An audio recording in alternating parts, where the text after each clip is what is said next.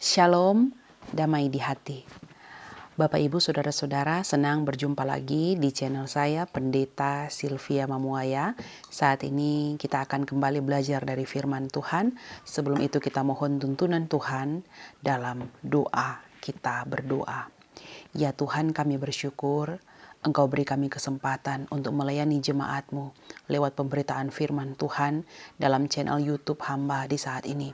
Kami mohon kekuatan dari Roh-Mu yang kudus boleh memberkati siapa saja yang terjangkau oleh pemberitaan Injil dengan YouTube ini.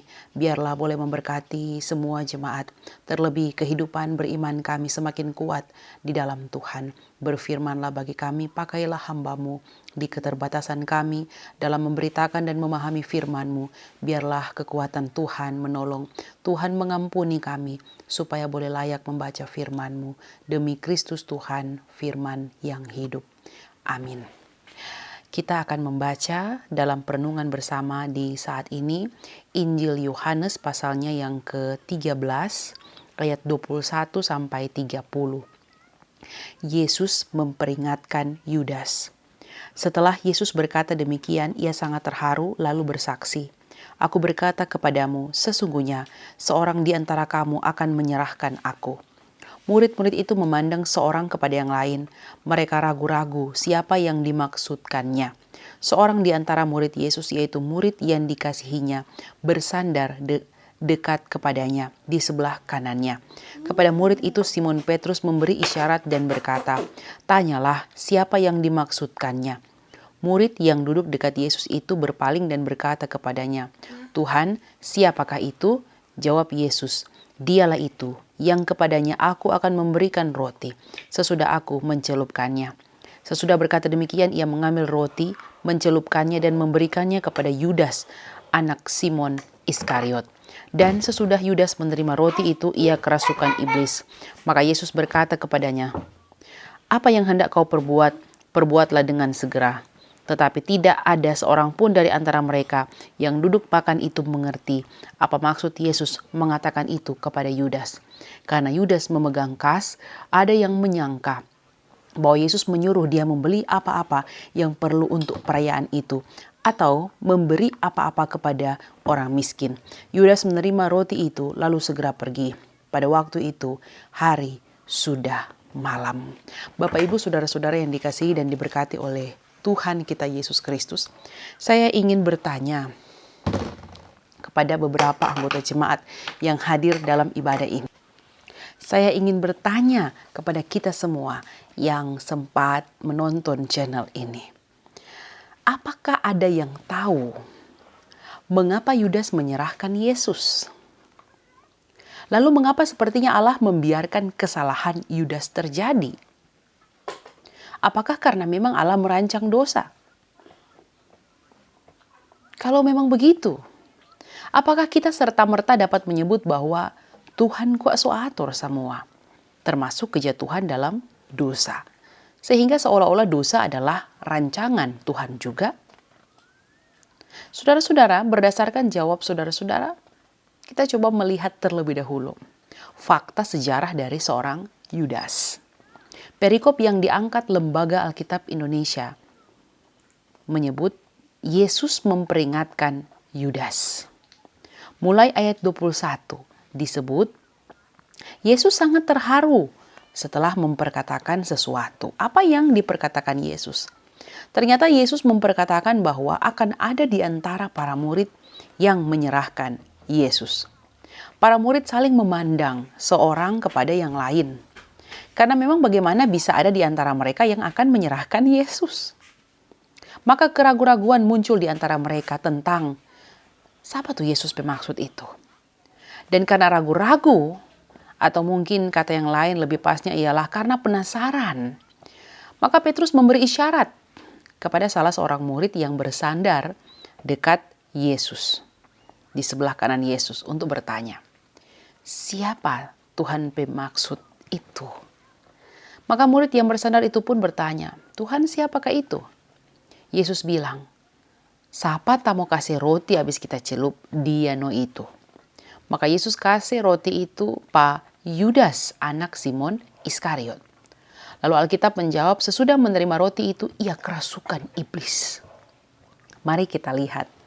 Kalimat sesudah menerima roti itu, ia kerasukan iblis. Apakah menunjukkan bahwa roti dari Yesus itulah yang membuat Yudas kerasukan? Dan apakah kerasukan iblis yang dimaksud Yesus adalah seperti kerasukan pada umumnya? Maka bagaimana menemukan fakta kerasukan iblis ini dengan kalimat Yesus bahwa yang menerima roti itulah yang akan menyerahkan dia? Mari kita baca fakta tentang siapa sebenarnya Yudas. Tidak terlalu banyak catatan Alkitab tentang Yudas Iskariot. Yudas Iskariot tidak banyak tampil seperti Yohanes, Petrus, Andreas, ataupun para murid yang lain. Beberapa murid yang lain memang tampaknya kurang banyak andil, termasuk Yudas. Dan kalaupun Yudas hadir, nama Yudas Iskariot selalu diikuti dengan trademark Yudas Iskariot yang mengkhianati dia. Yudas yang menyerahkan dia. Yudas Iskariot yang kemudian menjadi pengkhianat. Yudas yang mengkhianati Yesus. Itulah Yudas. Trademark Yudas sangat buruk dalam pandangan kawan-kawannya. Tetapi juga masyarakat pengikut Yesus zaman itu. Sama seperti juga kita. Kalau kita lihat si A, si Bapak A, si Ibu B, seringkali pun kita sudah memasang trademark pada orang itu. Misalnya, napa itu ibu? Dia kok Carlota. Mulu-mulu. Sudah jutrik cerita. Dari kalau dia semua dengar, dia semua tahu. Satu kampung semua tahu. Atau, napa tuh laki-laki? Dia nih mulai lihat perempuan. Ada juga kesadiki langsung datang di Pema Susu. Atau, napa dia sudah datang? Simpang jongo ni pe barang. Jangkala mata le hilang. Itulah trademark. Orang lain akan mengenal kita dari tabiat hidup yang kita amalkan. Demikian halnya Yudas. Nah, sesudah menerima roti itu disebut Yudas kerasukan iblis. Kerasukan iblis apa? Ayat 27b menjawab, Yesus berkata kepadanya, apa yang hendak kau perbuat, perbuatlah dengan segera. Jadi kerasukan setan Yudas bukanlah kesurupan seperti setan yang sering kita usir dalam pengertian kita sendiri. Tetapi dia kerasukan setan berupa sebuah rancangan perbuatan. Perbuatan apa? Mari kita lihat. Kalau membaca perikop ini tetapi juga pasal ini, mungkin kita tak akan menemukan rancangan perbuatan Yudas itu secara tersurat dalam hubungan dengan kerasukan iblis tadi. Maka mari kita baca keseluruhan Injil Yohanes untuk mengerti siapa Yudas ini. Tetapi juga Injil-Injil yang mengisahkan tentang Yudas. Secara khusus dalam Yohanes 12 ayat 6 disebut bahwa Yudas adalah seorang pencuri. Ia sering mengambil uang yang disimpan dalam kas yang dipegangnya. Padahal dalam perikop ini Yudas kelihatannya seorang yang peduli dengan orang-orang miskin. Karena dia memarahi seorang Maria yang meminyaki kaki Yesus. Karena menurut pandangannya lebih baik minyak itu dijual supaya bisa dibagi-bagi kepada orang miskin. Kita pun seringkali mirip Yudas. Konsep berpikir kita seringkali sangat rohani. Argumen-argumen kita soal kebaikan, ketulusan, pertolongan, dan banyak hal yang membangun dalam hidup. Tapi semuanya ternyata hanyalah konsep. Karena realisasinya ternyata kosong belaka. Sebab memang apa yang kita konsepkan dan sampaikan sebagai sebuah ide, ternyata seringkali tak mampu kita lakukan. Kembali pada pembacaan kita, disebut bahwa ia kerasukan iblis. Maka kalau membaca ulasan Yohanes tadi tentang bagaimana sebenarnya selama ini sebagai seorang pemegang kas di ruang lingkup para murid yang bersama-sama Yesus, bahwa dia adalah seorang pencuri, maka jelas bahwa saat pasal 13 ini kembali menyebut soal Yudas, maka jelaslah bahwa kerasukan iblis yang dialami oleh Yudas, yang diketahui oleh Yesus adalah iblis uang. Dan saat roti diberikan, dia lalu kerasukan iblis itu. Ini tidak menunjuk bahwa karena roti itu dia kemudian kerasukan iblis. Atau secara tiba-tiba dia kerasukan iblis karena roti. Tapi memang dari sononya, si Yudas Iskariot ini adalah budak iblis karena menghambakan dirinya pada uang. Lalu apa yang sebenarnya hendak diperbuat Yesus yang oleh perintah Yesus disuruhkan untuk dilakukan dengan segera? Ingat, Yudas adalah pencuri simpanan kas. Dan jikalau Yesus sampai dijual oleh Yudas berdasarkan catatan Yohanes dan Injil-Injil lainnya, walaupun dengan harga yang sangat murah yaitu 30 uang perak, harga seorang budak kalau terbunuh oleh lembu berdasarkan Keluaran 21 ayat 32, maka itu berarti Yudas punya rencana untuk menjual Yesus dengan harapan bahwa dia akan memiliki banyak uang dengan cara menjual Yesus. Karena apa? Karena Yudas tahu saat-saat itu Yesus sementara dibenci oleh banyak orang, imam-imam, ahli Taurat, Farisi. Maka kesempatan itu dipakainya dengan harapan. Dengan menjual aset mahal ini, dia bisa memiliki uang yang lebih banyak. Sayangnya, Yudas salah. Ternyata Yesus hanya dihargai oleh para imam dan ahli Taurat dengan 30 uang perak. Tapi sudah kepepet uang. 30 keping uang perak pun diiyakan oleh Yudas. Hanya karena sudah kepepet. Dan memang kebiasaan mengambil uang kas yang sudah biasa dilakukannya itu membuat dia dikuasai oleh iblis. Karena sudah terikat oleh iblis. Sehingga akhirnya berpikir keras untuk memiliki lebih banyak dari apa yang sudah diraupnya selama ini. Tetapi memang isyarat dari Tuhan Yesus itu tidak dimengerti mereka. Dan karena Yudas adalah pemegang kas, maka mereka berpikir bahwa Yesus sedang menyuruh Yudas untuk membeli hal-hal yang dibutuhkan untuk perayaan itu. Atau mungkin memberi apa-apa kepada orang miskin. Itu pemikiran mereka. Maka setelah diterima roti itu, dia bersegera untuk pergi. Padahal waktu itu hari sudah malam. Artinya apa? Iblis uang yang sudah menguasai dirinya karena memang dia membuat dirinya terikat di situ telah berhasil merasuk dirinya. Apa itu merasuk? Dia dikuasai, dia diperbudak, diperintah oleh uang karena di pikirannya hanya uang dan uang. Kita pun sering begitu. Kalau hati dan pikiran ini sudah dirasuk uang, apa saja akan dengan tak punya rasa bersalah akan kita lakukan. Karena uang itu sudah merasuk sendi-sendi kehidupan kita. Sekarang saya bertanya, di hidup saudara dan saya, apakah Tuhan adalah sosok yang penting bagi kita? Kalau Tuhan ada di hidup saudara, apa rasanya hidupmu? Kalau Tuhan tidak ada, hampa, kosong, dan lain-lain. Mana lebih sengsara? Tidak ada Tuhan atau tidak ada uang? Uang memang penting. Tapi kalau uang menjadi mamon di hidupmu, dan dengan demikian kau hambakan di hidupmu padanya,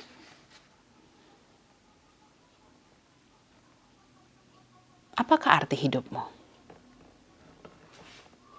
Uang memang penting. Tapi kalau uang menjadi mamon di hidupmu, dan dengan demikian kau hambakan hidupmu padanya, Tuhan Yesus bilang, engkau tak bisa mengabdi pada dua Tuhan. Pilihlah pada siapa kau mengabdi, Tuhan atau mamon. Sekarang, bagaimana kita memahami pernyataan Kristus bahwa seorang di antara kamu akan menyerahkan aku menurut bacaan kita? Ingat, Yudas memang adalah ciptaan Tuhan. Tetapi sebagai ciptaan, dia tidak diatur sebagai robotnya Allah untuk menyukseskan kematian Kristus. Sehingga dosa Yudas sepertinya adalah karya Allah. Ingat, dosa bukan buatan Allah. 1 Yohanes 2 ayat 16 mengatakan bahwa dosa adalah hasil dari keinginan dunia dan bukan berasal dari Allah. Lalu bagaimana dengan Yudas? Apakah kita bisa dengan mudah mengatakan bahwa dosa Yudas dirangkai oleh Allah? Lalu bagaimana dengan ayat ditentukan untuk binasa dari semula yang menunjuk pada Yudas? Ingat tadi, dosa bukan berasal dari Allah. Allah itu kudus, dia tak berdosa. Maka dalam keberdosaan seorang Yudaslah Allah menyukseskan rencananya. Tapi kenapa Tuhan memakai keberdosaan Yudas dalam kegagalannya terhadap uang untuk menyukseskan rencananya? Dan kalau memang begitu, kenapa dia bisa jadi rasulnya Tuhan? Ingat, kegagalan Yudas atas dosa bukan rancangan Allah. Tapi sebagai Allah yang Maha Tahu, dia tahu bahwa Yudas akan mengkhianatinya. Tetapi sudah tahu pun bahwa Yudas akan mengkhianati dia, Allah mau merelakan dirinya masuk dalam kegagalan Yudas atas perhambaan dirinya terhadap uang, agar rencananya sukses pada dirinya. Rencana Allah tetap sukses, bahkan dalam kegagalan manusia menyukseskan rancangannya. Sekarang pertanyaannya, kenapa harus repot-repot dengan skenario pakai Yudas? Harus repot-repot datang dalam semua rentetan sejarah penting dalam memenuhi janji keselamatannya? Dan juga, kenapa sudah tahu bahwa sang Yudas akan menyerahkannya, namun masih mau mengizinkan sang Yudas masuk dalam 12 kerasulan? Ingat saudara, terkadang Allah memang memakai cara-cara yang luar biasa dalam memenuhi rancangannya. Hanya demi supaya manusia tahu, manusia bukan siapa-siapa di hadapannya. Maka kegagalan Adam, tetapi juga kegagalan kita semua ialah seringkali kita selalu berpikir bahwa kita bisa melawan Allah oleh bisanya kita dalam memperjuangkan hidup kita. Kedua, tak ada catatan yang pasti alasan rancangan keselamatan Allah itu. Mengapa Allah merancang keselamatan itu? Hanya ada satu ayat yang memberi alasannya. Yohanes 3 ayat 16. Karena begitu besar kasih Allah akan dunia ini. Ketiga, penyataan Yesus bahwa seorang di antara kamu akan menyerahkan aku menunjuk bahwa Allah tahu dan mengenal masing-masing kita lebih dari kita mengenal diri kita sendiri. Dan kalaupun Allah mengizinkan satu di antara ke-12 murid itu untuk menyerahkan dia, maka harusnya kita sadar, Tuhan tak salah mengizinkan seorang Yudas Iskariot masuk dalam rentetan ke-12 rasul yang diurapinya. Sebab apa? Sebab di kegagalan Yudaslah Allah menyukseskan rancangannya dan memakai kegagalan Yudas untuk membuat manusia mengerti apa itu kasih, serta untuk membuat manusia sadar sejak Adam jatuh dalam dosa karena ingin menjadi seperti Allah. Allah ingin memberi pelajaran penting bahwa harusnya jika manusia ingin menjadi mulia seperti Allah, maka dia harus rela turun bahkan ke tempat yang paling bawah. Seperti Allah yang mau rela turun. Maka kegagalan Abraham, kegagalan Adam dibayar dengan kesuksesan Yesus. Adam ingin naik level. Adam ingin menjadi seperti Allah. Yesus memberi contoh. Hai manusia, belajarlah untuk turun level. Yesus memerintahkan Yudas segera melaksanakan misinya. Karena memang sejak semula, Yudas yang sudah dikuasai iblis uang itu sudah mencapai titik klimaksnya dalam kerakusannya atas uang. Dan waktu itu adalah juga merupakan waktu yang tepat. Karena penggenapan karya selamat Allah yang sudah dimulai bayang-bayangnya sejak perjanjian lama, yaitu pada persembahan-persembahan kurban yang berpuncak pada Paskah, kini sudah akan dilaksanakan puncak penggenapannya. Karena saat itu sudah mau masuk persiapan Paskah orang Yahudi. Maka apa pesan firman bagi kita? Pertama, janganlah kita menjadi pengkhianat yang saling menyerahkan atau saling menjual. Menyerahkan teman, menyerahkan istri, suami, orang tua, anak, hanya demi menyukseskan rencana kita. Apalagi rencana yang kita buat adalah demi keuntungan kita sendiri. Apalagi keuntungannya adalah keuntungan uang. Maka janganlah kita saling menyerahkan atau menjual satu sama yang lain.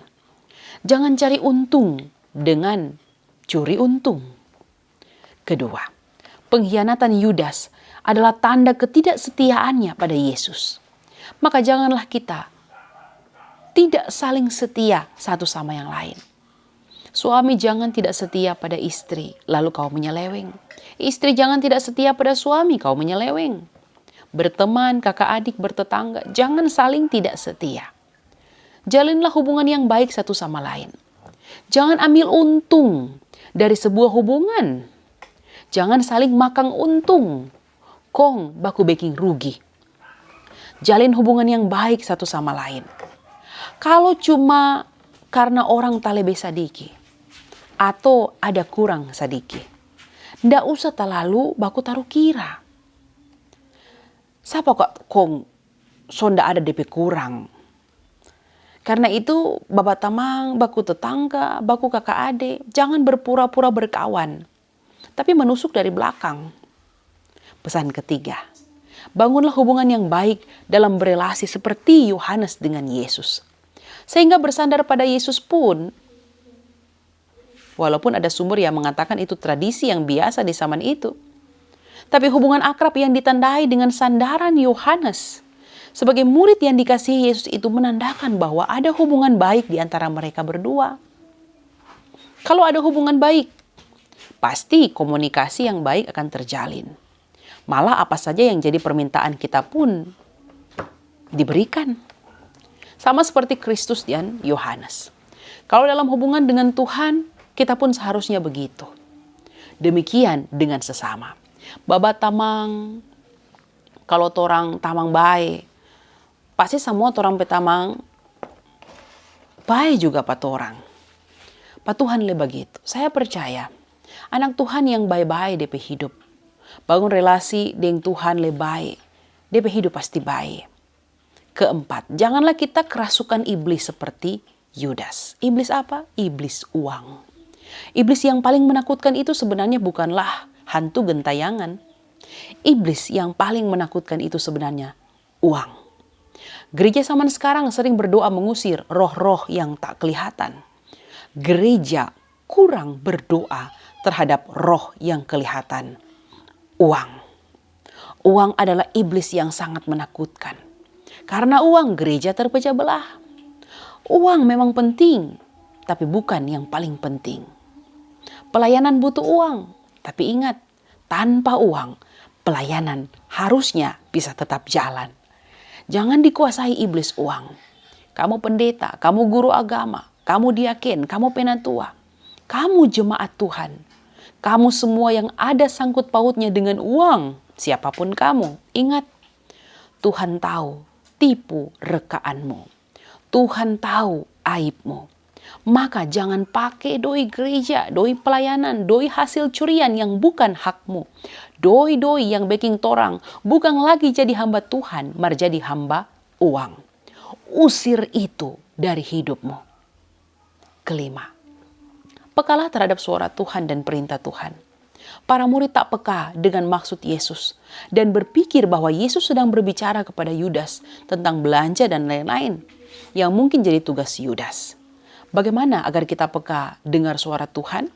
Dekatlah dengan Yesus. Seperti Yohanes dekat dengan Yesus. Maka kepekaan akan suaranya akan kita miliki. Kalau kita dekat dengan uang, kita tak akan peka dengar suara Tuhan. Kalau kita dekat dengan Tuhan, bisikan uang pun akan mampu kita lawan. Dengar saudaraku, uang bisa membeli banyak hal. Tapi tidak hidup kekal di sorga. Tuhan memberkati firman-Nya. Amin. Mari berdoa. Terima kasih Tuhan untuk firman-Mu. mampukan kami dalam kesetiaan yang penuh melakukan setiap kehendak Bapa di hidup kami. Menjadi hamba Tuhan yang setia, bukan hamba uang. Demi Kristus Tuhan, firman yang hidup. Amin.